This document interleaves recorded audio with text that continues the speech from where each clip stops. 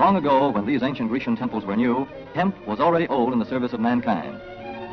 For thousands of years even then, this plant had been grown for cordage and coarse cloth in China and elsewhere in the East. For centuries prior to about 1850, all the ships that sailed the western seas were rigged with hempen rope and sails. For the sailor, no less than the hangman, hemp was indispensable. A 44-gun frigate, like our cherished old Ironsides, took over 60 tons of hemp for rigging, including an anchor cable 25 inches in circumference.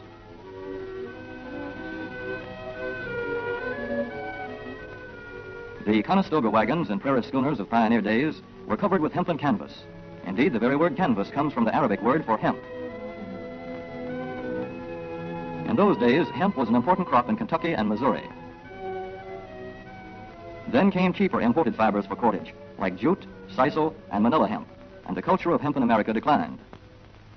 But now, with Philippine and East Indian sources of hemp in the hands of the Japanese, and shipment of jute from India curtailed, American hemp must meet the needs of our Army and Navy, as well as of our industries. In 1942, patriotic farmers, at the government's request, planted 36,000 acres of seed hemp, an increase of several thousand percent. The goal for 1943 is 50,000 acres of seed hemp. In Kentucky, much of the seed hemp acreage is on river bottom land such as this, along the Kentucky River Gorge. Some of these fields are inaccessible except by boat. Thus, plans are afoot for a great expansion of the hemp industry as a part of the war program. This film is designed to tell farmers how to handle this ancient crop, now little known outside Kentucky and Wisconsin. This is hemp seed. Be careful how you use it. For to grow hemp legally, you must have a federal registration and tax stamp. This is provided for in your contract. Ask your AAA committeeman or your county agent about it. Don't forget, hemp demands a rich, well-drained soil such as is found here in the bluegrass region of Kentucky or in central Wisconsin.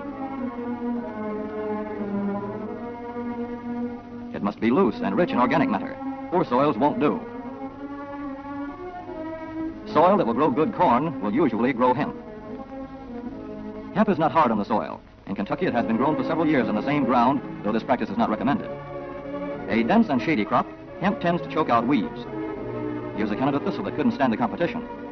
Dead as a dodo. Thus, hemp leaves the ground in good condition for the following crop. For fiber, hemp should be sown 5 pecks to the acre. With drill, the closer the rows, the better. These rows are spaced about 4 inches. This hemp has been broadcast. Either way, it should be sown thick enough to grow a slender stalk. Here's an ideal stand. The right height to be harvested easily, thick enough to grow slender stalks that are easy to cut and process. Stalks like these here on the left, they yield the most fiber and the best. Those on the right are too coarse and woody. For seed, hemp is planted in hills like corn, sometimes by hand. Hemp is a dioecious plant. The female flower is inconspicuous, but the male flower is easily spotted. In seed production, after the pollen has been shed, these male plants are cut out. These are the seeds on a female plant. Hemp for fiber is ready to harvest when the pollen is shedding and the leaves are falling. In Kentucky, hemp harvest comes in August. Here, the old standby has been the self-rake reaper, which has been used for a generation or more.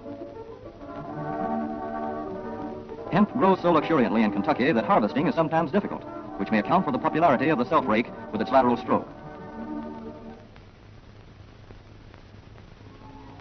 A modified rice binder has been used to some extent. This machine works well in average hemp.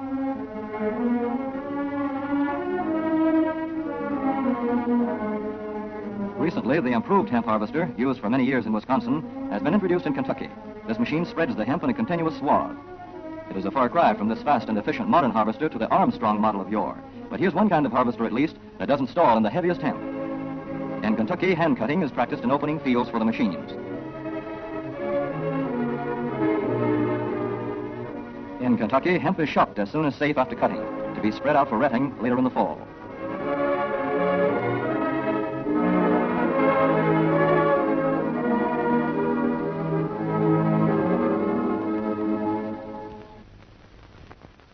In Wisconsin, hemp is harvested in September.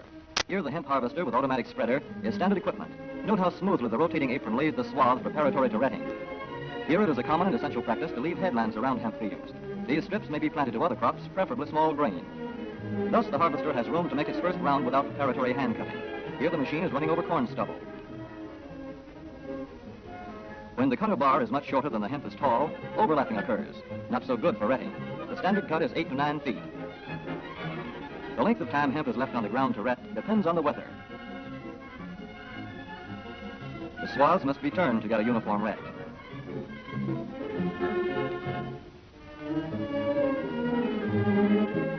When the woody core breaks away readily, like this, the hemp is about ready to take up and bind into bundles.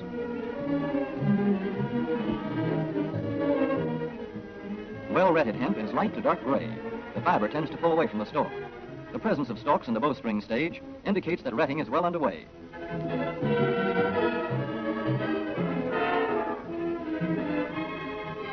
When hemp is short or tangled, or when the ground is too wet for machines, it is bound by hand. A wooden buck is used. Twine will do for tying, but the hemp itself makes a good band.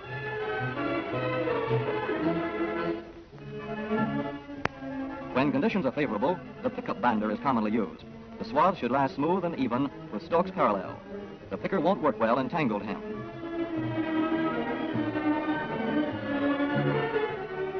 After binding, hemp is shocked as soon as possible to stop further retting. In 1942, 14,000 acres of fiber hemp were harvested in the United States. The goal for 1943 is 300,000 acres. Thus, hemp, Cannabis sativa, the old standby cordage fiber, is staging a strong comeback.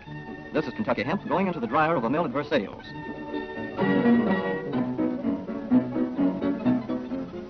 In the old days, breaking was done by hand, one of the hardest jobs known to man.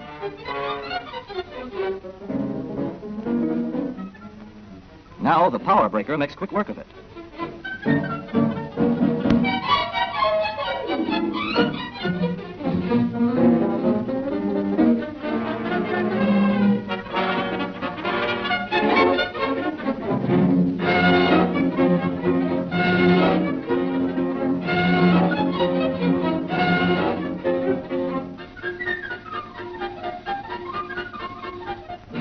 Spinning American hemp into rope yarn or twine in the old Kentucky River Mill at Frankfort, Kentucky. Another pioneer plant that has been making cordage for more than a century.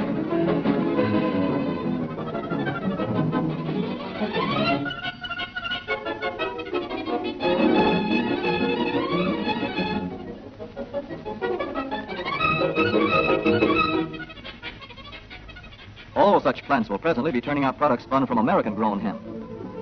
Twine of various kinds for tying, winding armatures, and upholsterers' work. Rope for marine rigging and towing, for hay forks, derricks, and heavy-duty tackle. Light-duty fire hose. Thread for shoes for millions of American soldiers. And parachute webbing for our paratroopers.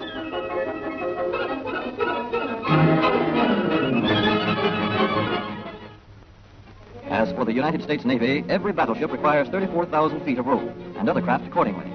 So here in the Boston Navy Yard, where cables for frigates were made long ago, crews are now working night and day making cordage for the fleet. In the old days, rope yarn was spun by hand.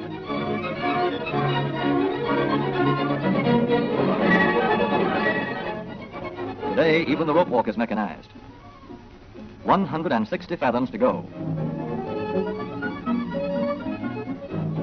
The rope yarn feeds through holes in an iron plate.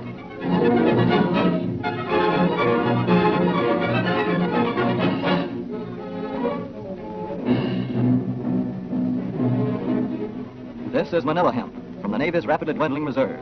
When that is gone, American hemp will go on duty again. Hemp for mooring ships. Hemp for tow lines.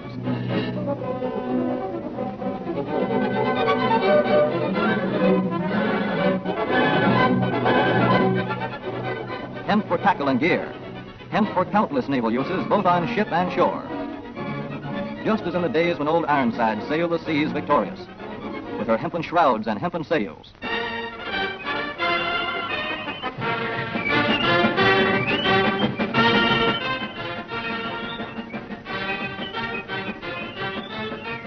Hemp for victory.